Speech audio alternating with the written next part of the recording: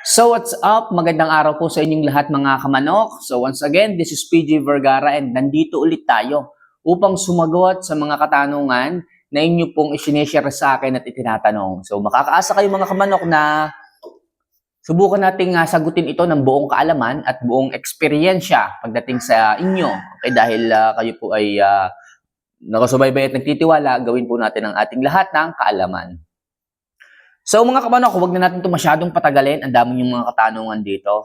Simulan na po kaagad natin kay Daddy Lou. Ayan, boss, paano gamutin ang Marex na sakit ng manok? Marex. Okay, so maraming nagsasabi sa atin. Okay, so marami pong nagsasabi sa atin na wala na daw pong solusyon o gamot sa Marex disease. Ano po ba yung Marex disease? Sa mga hindi po nakakaalam ng Marex disease, ito man ay madalang o hindi madalas na mangyari sa ating mga alaga, pero one day, may experience natin to. Okay, ano pong mangyayari sa ating mga alaga pagka nagkaroon ng Marex? Bigla na lang po silang nalulumpo, hindi makatayo, pero wala po silang problema, wala silang sakit na kung ano man sa kanilang katawan. Yun lang po talaga. Parang ano sila parang nagkarayuma. Hindi nila maituwid ang kanilang mga binti, hindi sila makatayo, o kaya naman, naka half standing lang. Basta hindi nila maituwid talaga yung kanilang mga binte, may problema sa kanilang buto pagka ganoon. So ano mangyayari kapag ganoon? Actually, syempre kapag ganoon, nakakakain naman sila. Nakaka-survive naman sila. Pero yun nga, may problema Iisipin mo na lang, ano bang magiging purpose kung ganito? Papakainin ko lang siya ng papakainin. Yung iba nga dyan, yung mga materialis pa Materialis pa ang nagkaroon ng Marex disease, which is nakakapanghinayang. Hindi naman sila makapag-breed kapag gano'n. Baka mahawaan pa yung mga brood hen ninyo, di ba? Ang hirap. Ang hirap ng ganyan. Pero ano po ba yung gamot sa ganyan? So ito mga kamanok, sa experience ko, share ko lang po sa inyo kung ano ba yung mga ibinigay kong gamot at na-overcome ko po. Na-overcome ko po yung ganito klase ng sakit ng manok. Hindi ko alam kung maniniwala kayo, pero ito po yung experience ko at nakapagbigay ng maayos na treatment sa aking manok. Okay, i-share ko lang po ito. Ito po mga kamanok. Ito po yung Herb Bolts. Herb Bolts. Ito po ay organic supplements na napakaraming siksik na bitamina pagdating sa ating mga alaga. Ito po yung ibinigay ko nung mga panahon na yung aking brood hen. Brood hen po ito na black. Okay, black po yun na isang araw. Actually, yung brood hen na yun, naka-range. Okay, pauli-uli kasi tapos ko na siyang gamitin sa breeding. Nakapag-breed na ako ng ilang mga itlog. Possible, mga 50 eggs. Sabi ko, sige, diyan ka muna. Ikaw muna ay ilalagay ko sa range. Sige, maglakad ka dyan, tumalong ka dyan, lumipad ka dyan, maggalagala ka, mamasyal ka dyan. Kaso, isang araw nagising ako nung magpapatoka ako. Nagsasaboy ako ng patoka. Nakita ko yung inahin na yon, nakaupo. Sabi ko, bakit nakaupo tong kumain? Hindi kagaya ng iba na parang nakatindig, tapos tumutuka-tuka na ganun. Tapos siya nakaupo, pero nandun yung gana niya. Nandun yung appetite niya. Tapos nung maubos na yung pagkain, nakaupo pa rin siya. Sabi ko, bakit ganun? Di aking nilapitan. Hindi siya umaalis. Pero chinek ko, wala siyang sipon.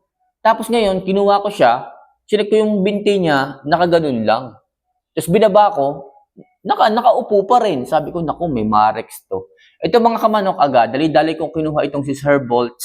Pinatakan ko ng 7 drops sa bibig. Okay? Pinatakan ko ng 7 drops, tapos pinakain ko po ng saging na saba, yung hinog na hinog.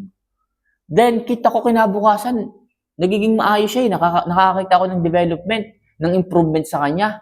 Nakakatayo na siya, pero hindi pa naman totaling tayong-tayo, pero nakita ko, nakakataas-taas na yung kanyang binti Nakakatayo na siyang ganun, pero hindi pa full na nakakatindig siya.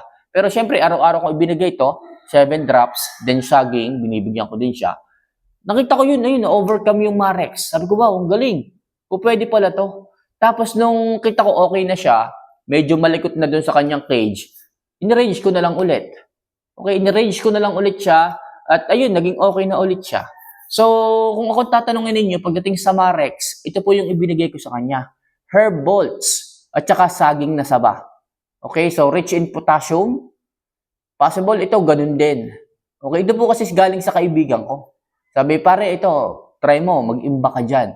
Okay, magagamit mo to. Energy booster to. energy booster to pagdating sa ating mga alaga, pero hindi ko sukat akalain na ma-overcome niya yung Marex disease dahil dito kay Herbots. Kaya mga kamanok, subukan nyo rin po. Alam ko, problema nyo din sa manukan ninyo yung Marex disease. Kung hindi kayo nagbibigay ng bakuna para dyan, subukan nyo po itong si Herbots. Napakaganda po nito. Okay, actually, saan ba nagsisimula kamanok yung tawag dito, yung Marex na yan para maiwasan natin? Actually, sa pagkakaalam ko, itong Marex na to, dahil to dun sa mga decay, okay, decay animals or decay parasites, kagaya ng mga insekto, okay, yung mga palaka, o yung mga manok dyan sa ranging. Akala natin walang mga ganyan dahil naglilinis tayo. Meron pong ganyan.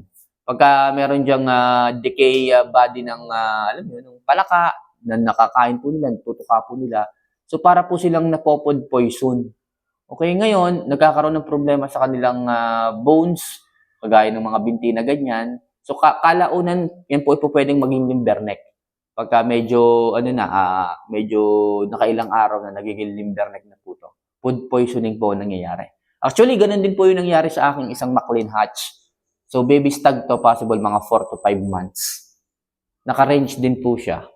Bigla lang nagulat ako, bakit ganun? Nagtutwist po yung leeg. Nagtutwist. Nung una, nakaganon lang, nakaupo, tapos kinabukasan nagtutwist. Hindi ko alam kung anong aking ibibigay dito, hindi ko alam kung anong solusyon dito. Pero ibinigay ko sa kanya is Yakult na may asin.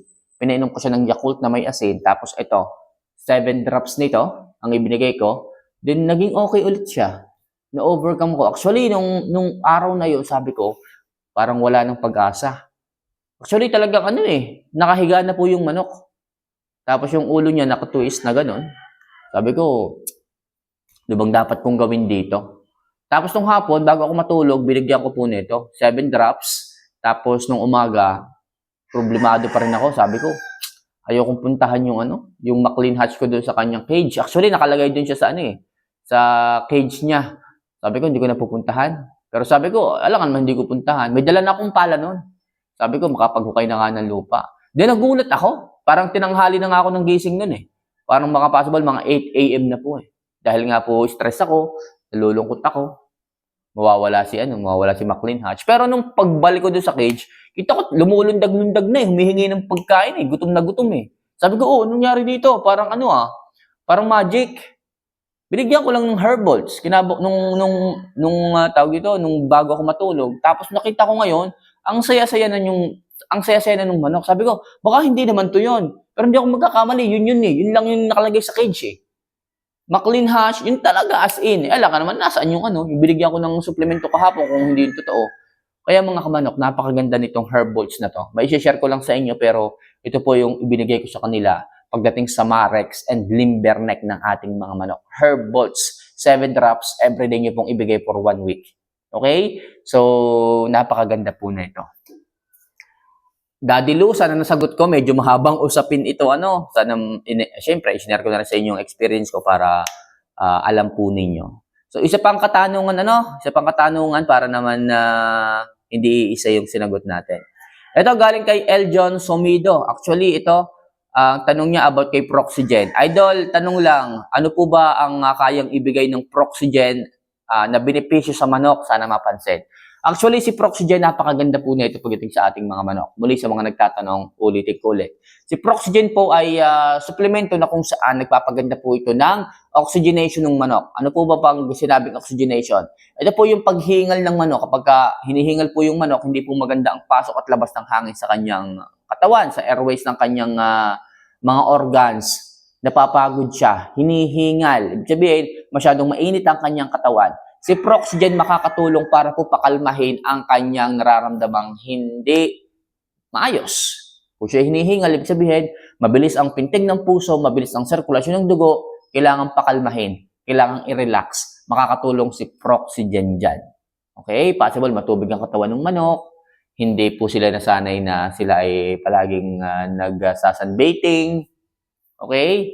So, si Proxygen makakatulong po yan para maging normalize yung blood pressure ng isang manok. Siyempre, di ba, kung tayo nagbibigay ng mga vitamina, supplemento, or injectable supplements, talagang mainit sa katawan niya. At hindi may iwasan na humingal yung manok, na ma-stress yung manok, dahil sa mga suplemento na yon. Si Proxygen makakatulong. Anti-stress din po ito mga kamanok ha. And syempre, Sapola Buster. Pag sinabing Sapola Buster, nakakapag-alis po ito ng taba sa ating mga manok. Sa breeding po, pwede rin po ito. Kaya maganda po si Proxygen pagdating sa ating mga alagang mga manok. So sana makatulong to mga kamanok at sa mga magtatanong, ilagay nyo lang po yan sa baba at handa ko pong sagutin, pag-usapan at i-share ang aking experience sa mga katanungan ninyong ganyan. Muli, dito ako at laging tutulong sa inyo. See you for our next vlog. Mahal ko po kayo. Paalam.